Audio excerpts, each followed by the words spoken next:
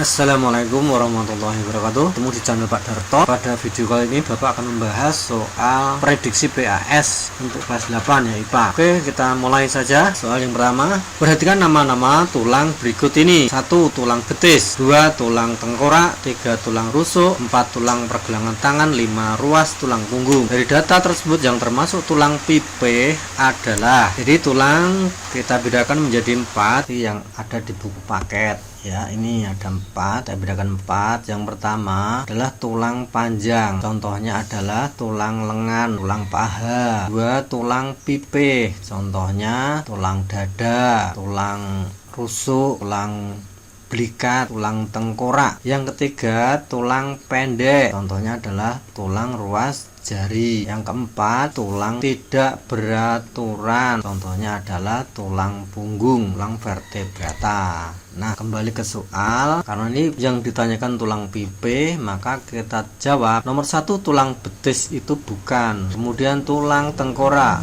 oke, masuk tulang tengkorak. 3. Tulang rusuk, masuk. Yang keempat tulang pergelangan tangan, ini bukan. 5. Ruas tulang punggung, ini kan. Jadi jawabannya adalah nomor 2 dan nomor 3. Berikut nomor 5 atau selanjutnya ya. Gerak tumbuhan yang terjadi akibat rangsangan yang berasal dari dalam sel atau tubuh tumbuhan. Nah, dari dalam itu namanya endonom. Jawabannya A. Kalau taksis itu dari rangsangan dari luar yang tidak memperhatikan arah datangnya rangsangan. Kalau tropisme, rangsangannya dari luar tetap memperhatikan arah datangnya rangsang. Jangan higrokopis itu karena kadar air. Ketika burung mengepakkan sayapnya ke bawah, maka dia akan mendapat dorongan ke atas. Hal ini dapat dijelaskan dengan hukum titik-titik. Nah, kita diajari hukum 1 Newton, 2 Newton, 3 Newton. Hukum 1 Newton itu tentang kelembaman atau inersia. Contoh penerapannya adalah benda sudah bergerak akan bergerak terus. Kalau benda diam kepingin diam terus. Misalkan kita di dalam busnya melaju kencang, busnya kemudian direm, kita jadi terjatuh ke depan. Itu karena sudah bergerak, inginnya bergerak terus. Itu hukum 1 Newton. Hukum 2 Newton yang menggunakan rumus F sama dengan MA. Ini hukum 2 Newton. Kemudian yang ketiga adalah hukum 3 Newton, yaitu yang sering disebut dengan hukum aksi reaksi. Nah, aksi reaksi seperti contoh di atas ini.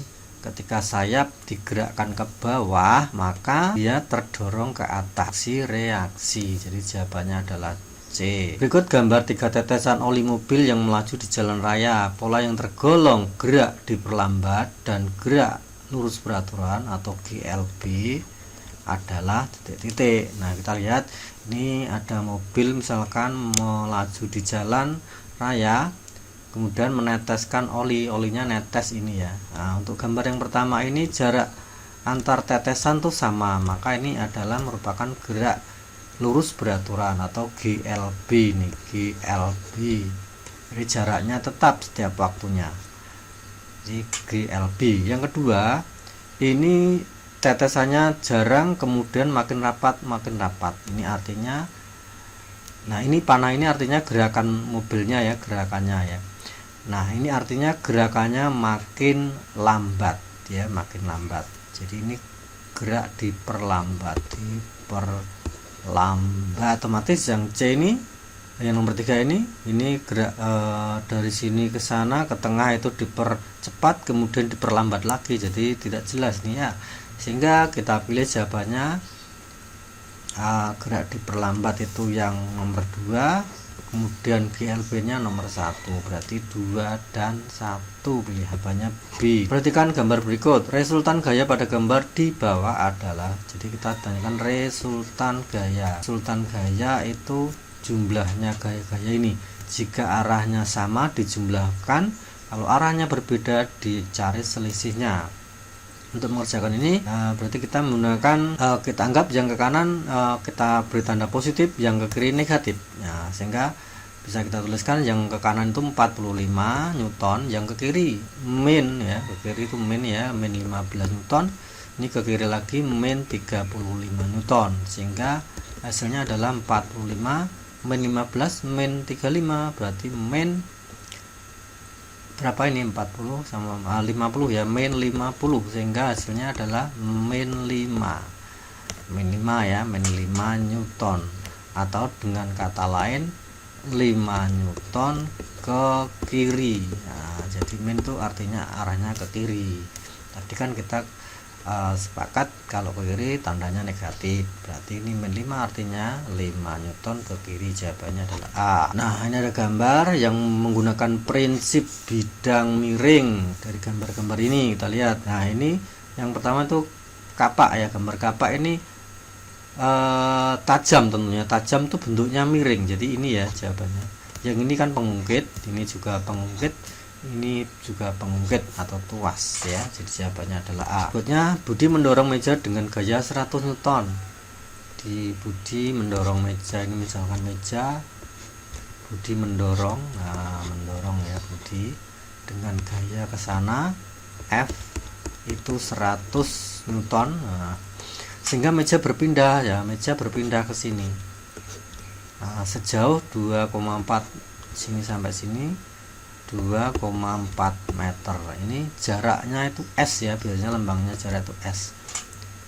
Nah, kemudian ada lagi ini selama 1 menit ya, waktunya, waktu itu T ya, T nya adalah 1 menit. Nah, 1 menit itu harus dirubah ke sekon, adalah 60 sekon. 1 menit itu 60 sekon. Pertanyaannya, usaha yang dilakukan Budi adalah A 2 watt. Nah, ini satuannya watt, berarti ini bukan usaha. Kalau usaha satuannya joule, watt itu daya, berarti ini pertanyaannya bukan usaha, mestinya yaitu daya. Jadi pertanyaannya daya. Nah, begitu ya. Kalau usaha ya bisa kita hitung usaha. Kalau usaha kan rumusnya W sama dengan F kali S. Nah, hasilnya berapa kalau usaha? F nya 100 kali S nya 2,4, hasilnya 240 joule ya, joule satuannya kalau yang ditanyakan usaha. Tapi kalau yang ditanyakan daya, daya itu lambangnya P, rumusnya W dibagi dengan T nya. Nah, W nya tadi udah ketemu, 240 dibagi dengan T. T itu waktunya, yaitu ini waktunya 60 sekon, 60. Maka hasilnya adalah, nah 24 bagi 6 itu 4 watt. Nah, 4 watt ya, itu watt ya. Jadi jawabannya adalah B. Nomor berikutnya, ini gambar katrol. Katrol ini mengangkat beban 600 Newton. Ini ya, bebannya 600 Newton. Beban itu lambangnya W nya 600. Maka gaya yang diperlukan, maka berapa F nya? F nya berapa gayanya? Nah, kalau kita menggunakan katrol, mestinya kan lebih ringan ya. Nah, berapa ringannya? Nah, kita lihat kalau katrolnya makin banyak makin ringan. Ini kebetulan ini katrolnya majemuk, berarti katrolnya banyak yang majemuk. Nah, kita bisa menghitung berapa tali yang menghubungkan beban. Nah, kita hitung talinya 1, ini 2, ini 3. Yang ini enggak, yang dengan F ini enggak dihitung tali ya. Jadi yang hitung 1, 2, 3. Ada 3 tali, maka keuntungannya adalah 3. Artinya keuntungan 3 itu gaya yang dikeluarkan tuh sepertiganya 600 ya. Berarti gayanya itu sepertiganya beban, sepertiganya W, atau sepertiga dari 600, berarti 200 Newton itu gayanya. Jadi lebih ringan, bebannya 600 tapi kita bisa mengangkat dengan gaya 200. Bisa juga kita pakai rumus keuntungan mekanik itu ya. Jadi kalau talinya 3, berarti keuntungannya K nya itu 3, W nya kan 600. Jadi ini kalau pakai rumus ya.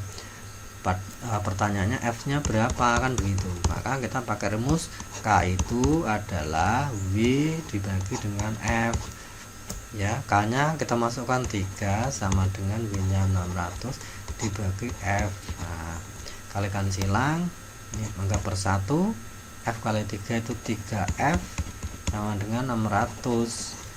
F sama dengan 600 dibagi 3 sama dengan 200 Newton ya. Boleh pakai yang kiri atau yang kanan. Jawabannya A 12 atau nomor berikutnya. Nah, perhatikan gambar peredaran darah kecil urutannya seperti apa. Peredaran darah kecil itu darah mengalir dari jantung, terus paru-paru, terus jantung lagi. Nah, darah dibawa dari jantung berarti darahnya kotor, dibawa ke paru-paru, dibersihkan di paru-paru, bersihkan dari CO2 ya. Kemudian dibawa ke jantung lagi sudah bersih. Berarti jantung darah yang kotor tuh di sebelah sini. Di sebelah nomor 3 ini bilik ya, ini bilik kanan ya. Nomor 3 itu bilik kanan. Yang atas tuh serambi kanan. Jadi ini orangnya kita anggap ini orang menghadap kita, maka ini bagian ini bilik kanan, yang atas tuh serambi kanan. Nah, yang sebelah sini tuh bilik kiri ya, bilik kiri. Ini serambi kiri. Nah, maka urutannya darah yang kotor berarti nanti ngumpul di serambi kemudian ke bilik kanan di sini ya. Darah yang kotor di sini. Jadi darah yang kotor di sini akan dibawa ke paru-paru, berarti paru-parunya yang atas ini ya, paru-paru. Oke, nomor 5 ini ya, nomor 5. Dari nomor 3 ke nomor 5. Setelah itu ke nomor 1. Ini nomor 1. Nomor 1 itu SR. S itu serambi kiri. Serambi kiri ya, dari bilik kanan ke paru-paru ke serambi kiri. Nah, ini menggunakan pembuluh arteri pulmonalis. Yang kita jawabnya adalah 3, 5, 1. Perhatikan gambar. Jenis persendian sesuai gambar ini adalah tangan kita, ini jari-jari, terutama ini adalah ibu jari itu ya. Di sini ada gerakan dua arah. Gerakan dua arah itu berarti sendi pelana ya, yang di ibu jari kita itu, di pangkal ibu jari itu gerak pelana, sendi pelana. Kalau ini bukan putra ya, sendi putar. Kalau sendi putar itu di mana? Di leher ya, atau kepala kita, sendi putar kepala atau leher. Kemudian di tulang atlas ya tepatnya ya. Kemudian sendi engsel itu di siku ya, di siku dan satu arah, siku kita. Pelana itu jari tadi, yang geser itu di ruas tulang belakang. Perhatikan gambar usaha yang dilakukan gaya pada sistem tersebut. Usaha yang dilakukan, jadi yang ditanyakan adalah usaha. Usaha tadi sudah, lambangnya adalah W. Rumusnya F kalikan S. Nah, kalau F nya ini ada 2 ya, ini F yang pertama, ini F yang kedua. Kalau F nya 2, kita bisa nambahi dengan tanda sigma, artinya jumlah gaya atau resultan gayanya. Dicari resultannya gaya dulu. Ini resultannya berapa? Tentunya mencari resultan kalau arahnya tidak sama, cari selisihnya. Jadi kita tuliskan aja selisihnya itu berarti yang ke kanan 225 dikurangi yang ke kiri 75. S nya itu jaraknya 15 meter. Hasilnya 225 kurang 75 itu berapa? 150 kali 15. Nah, 15 kali 5 itu 2501. Nah, Joule satuannya. Jadi ketemunya adalah C jawabannya. Next. Sebuah batang kayu dengan panjang, nah ini tentang pengungkit ya, tuas ya. Sebuah batang kayu panjangnya 2 meter, kita gambar batang kayu panjangnya 2 meter. Ini panjangnya 2,5 ya, 2,5 meter. Digunakan sebagai tuas untuk mengungkit beban. Nah, bebannya di sini ya, di sini tentunya yang lebih rendah, bebannya di sini. Bebannya itu lambangnya beban tentunya W ya, W-nya berapa? 600 Newton. Jika titik tumpu diletakkan 50 cm, jadi ini titik tumpunya di tengah berarti ya. Ini bebannya, tumpunya di sini berarti di sini. Nah, jaraknya tumpu ini ke beban 50 cm ya, 50 cm. Berarti di sini apa? Di sini adalah kuasanya atau F-nya ya. Gayanya atau kuasa. Pertanyaannya, maka keuntungan mekaniknya berarti K-nya. Keuntungannya berapa gitu ya. Keuntungan rumusnya apa? Rumusnya ini enaknya ini pakai LK dan LB ya. LK dibagi LB. LK itu lengan kuasa. Lengan kuasa itu ngukurnya dari kuasa sampai dengan titik tumpu. Ini lengan kuasa. Kalau yang tadi lengan beban ya, lengan beban. Jadi kalau panjangnya tongkat 2,5 meter, nah lengannya beban ini 50 cm, berarti lengan kuasanya tinggal sisanya 2,5 kurangi 50 cm, atau ini dibuat senti ya, jadi 2,5 meter itu 250 cm, maka LK nya adalah 250 dikurangi 50, hasilnya 200 cm.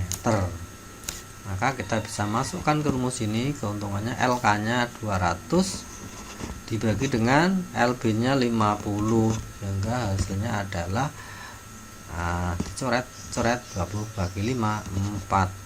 Jawabannya adalah C. 16. Perhatikan gambar anatomi akar berikut. Nah, ini ada gambar akar, fungsi dari struktur X. Struktur X itu ini ya, fungsi ini. Ini adalah tudung akar atau kaliptra. Fungsinya apa? Fungsinya untuk melindungi akar ya. Ketika akar menembus tanah itu dilindungi oleh ini kaliptra. Jadi jawabannya melindungi akar ketika menembus tanah. Jawabannya B. Perhatikan gambar berikut, yang berfungsi sebagai jaringan pengangkut pada batang nih ya. Ini batang, jaringan pengangkut itu terdiri dari dua, yaitu apa? Floem dan xilem ya, floem dan xilem. Nah, gitu ya. Kalau floem itu mengangkut hasil F ya, ini ada F-nya berarti hasil fotosintesis. Fotosintesis mengangkut hasil fotosintesis. Kalau si xilem itu mengangkut air dan mineral dari tanah ya, mengangkut air mineral dari tanah dibawa ke daun. Kalau fotosintesis kan dibawa ke seluruh tubuh tumbuhan ya. Kalau air mineral itu dibawa ke daun ya, dibawa ke daun. Nah, berarti yang xilem tuh yang tengah, yang warna biru, yang nomor 4, berarti ini yang nomor 4. Ini yang warna biru ini xilem nih. Ini xilem. Nah, ini ya xilem. Ini nomor 4 xilem. Jaringan pengangkut ya. Kemudian yang floem tuh yang warna kuning. Nah, ini mengangkut hasil fotosintesis yang bagian luarnya ya, berarti ya. Nah, berarti jawabannya adalah nomor 2 dan nomor 4, yaitu C. Kemudian gambar, ini ada gambar penampang daun ya, penampang daun. Nah, bagian yang pertama itu epidermis ya, pelindung ya. Yang kedua itu jaringan palisade ya, atau jaringan tiang karena bentuknya seperti tiang, atau nama lainnya adalah palisade. Ini fungsinya untuk fotosintesis karena banyak mengandung klorofil. Nah, yang ini jaringan pengangkut, yang ini ya 3, 4 ini jaringan pengangkut. Yang 4 itu jaringan bunga karang. Ini jaringan bunga karang. Yang ini jaringan pengangkut. Nah, yang tadi pada batang tadi ya, pengangkut. Nah, ini dua pengangkutnya ya, xilem dan floem. Berarti yang ini yang 5 itu stomata untuk pertukaran gas, masuknya gas CO2. Jadi jawabannya adalah yang nomor 2, fungsinya adalah untuk fotosintesis, tempat fotosintesis. Nah, berikutnya adalah proses uji percobaan Sachs ya. Percobaan Sachs itu membuktikan bahwa fotosintesis itu menghasilkan amilum. Nah, ini prosesnya nih, daun pada tumbuhan sebagian ditutupi mungkin dengan aluminium foil, bisa ditutupi. Nah, jadi misalkan daun ditutupi sebagian begini.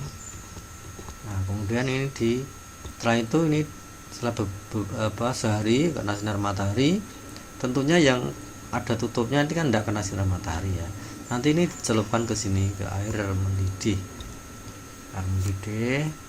untuk mematikan sel-selnya. Habis itu ke proses ini dicelupkan ke alkohol ya, daunnya tadi dicelupkan ke alkohol untuk melarutkan klorofilnya ya, dilarutkan klorofilnya supaya tidak mengganggu ujinya ya. Nah, kemudian dipindahkan ke sini ya, ditiriskan, ditetesi dengan gol. Nah, hasilnya berarti nanti kan begini hasilnya daunnya. Nah, misalkan ini ya.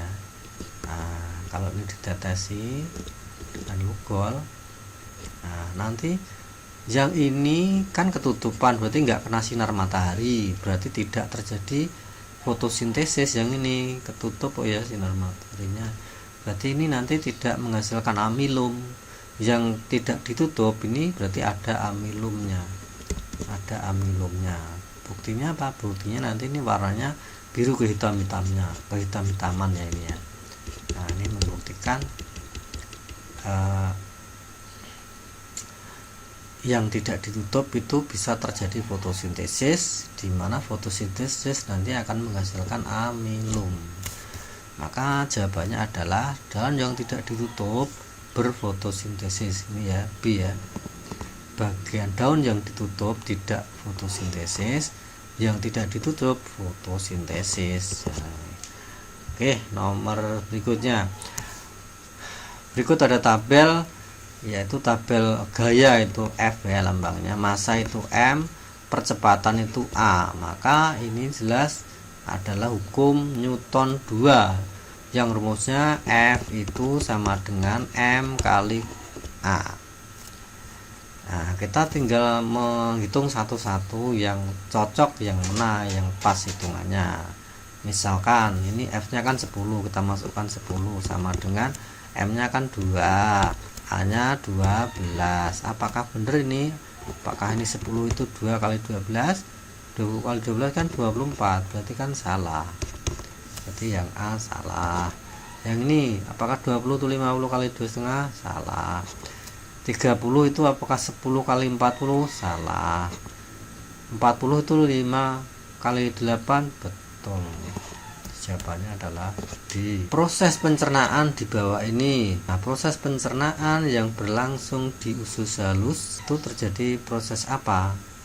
Ya, kita lihat nomor 1, penyerapan sari makanan. Betul, terjadi penyerapan sari makanan. 2, pencernaan makanan secara kimiawi. Betul, secara kimiawi ya, menggunakan enzim, dimana dari usus halus itu mengalir enzim dari pankreas. Nah, maka secara kimiawi. Yang ketiga, pembusukan sisa-sisa makanan. Nah, salah, yang ketiga bukan. Keempat, penyerapan air atau penambahan air pada sisa makanan. Bukan, ini kan terjadi di usus besar ya.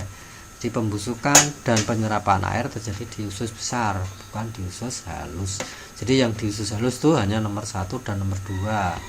Jawabannya A. Perhatikan gambar, salah satu enzim yang dihasilkan organ Z ya, organ Z itu ini ya, ini adalah pankreas.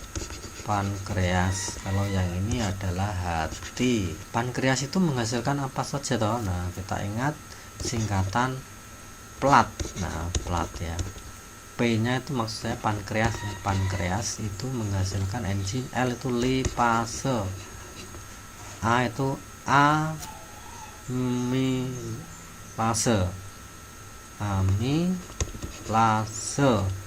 T-nya itu tripsin. Nah, ini enzim yang dihasilkan oleh pankreas. Jadi yang menyangkut, yang benar adalah tripsin. Kalau yang HCl, renin, pepsin ini di mana ini? Di lambung ya, enzim yang dihasilkan di dalam lambung ya. Ini pepsin, renin, HCl. Nah, enzim yang dihasilkan oleh lambung itu enzim HCl. Perhatikan tabel berikut ini, pasangan yang sesuai antara kekurangan zat gizi beserta penyakit yang ditimbulkan. Jadi kekurangan vitamin B itu penyakitnya rebun senja, bukan. vitamin C menyebabkan skorbut atau skorbut ya, sariawan ya. Jadi bener ini ya, sariawan. Zodium menyebabkan gondok, bener. Zat besi menyebabkan rakitis, bukan ya. Zat besi menyebabkan anemia.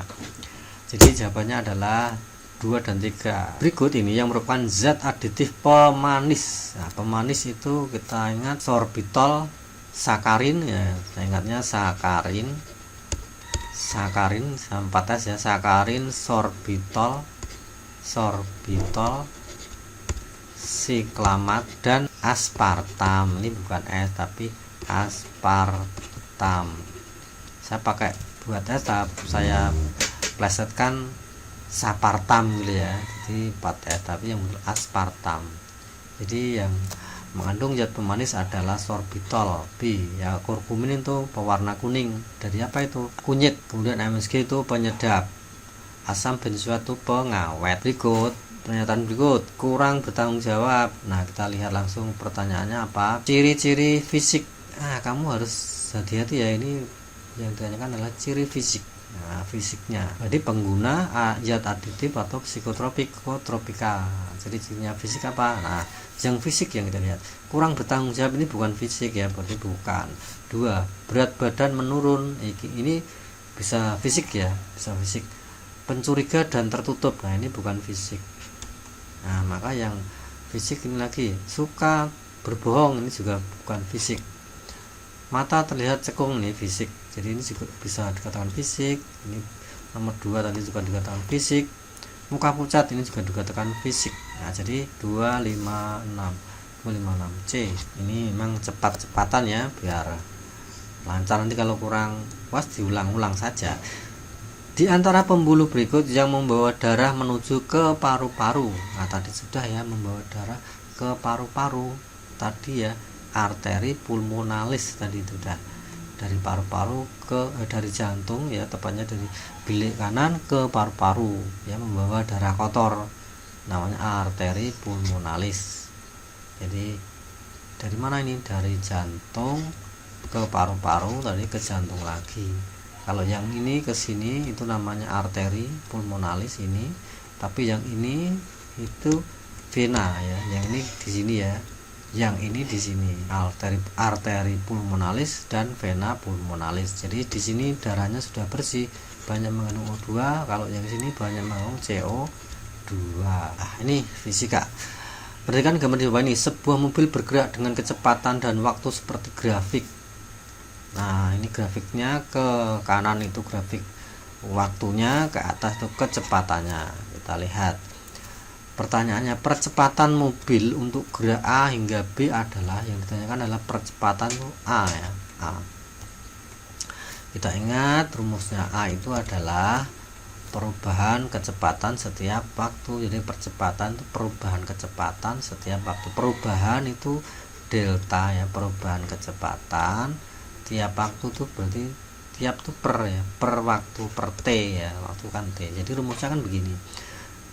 Nah, kalau kita uraikan, delta itu perubahan itu kan akhir kurangi awal. Akhir kita anggap 2 ya, berarti V2 kurangi V1. Bisa juga pakai VT kurangi V0 juga boleh ya. Nah, berarti ini per T, per waktu. Kita masukkan sekarang V2. Kita lihat gerak A ke B ya, ini ya. Nah, ini harus hati-hati kamu ya.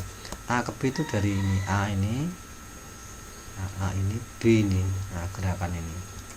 Berarti di sini 5 ini dianggap sebagai, ini kan V ini. Ini 5 itu V-nya, 20 juga V-nya. Ini dianggap awalnya, berarti V mula-mula atau V1-nya 5. Kemudian dari sini kan berakhir di sini. Nah, ini kita tarik ke sini, berarti ini V-nya. V yang kedua 20. Nah, waktunya mana? Waktunya dari sini sampai sini tuh ya, ini kita tarik ke sini toh. Ini kita tarik ke bawah. Jadi waktunya tuh ini 0 sampai 2, berarti 2. Waktunya 2 sekon. Nah, tinggal masukkan V2-nya 20 kurangi dengan 5 dibagi dengan T-nya 2. Hasilnya adalah 15 dibagi 2 sama dengan 7,5. Satuannya apa? Ini meter per sekon. kuadrat ya, meter per sekon kuadrat. Nah, karena ini V dibagi T, jadi meter per sekon dibagi sekon, jadi meter per sekonnya 2 kali 2 kuadrat ya. Jadi jawabannya adalah B.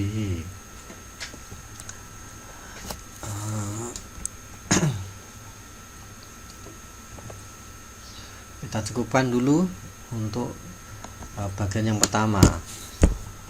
Semoga bermanfaat. Assalamualaikum warahmatullahi wabarakatuh.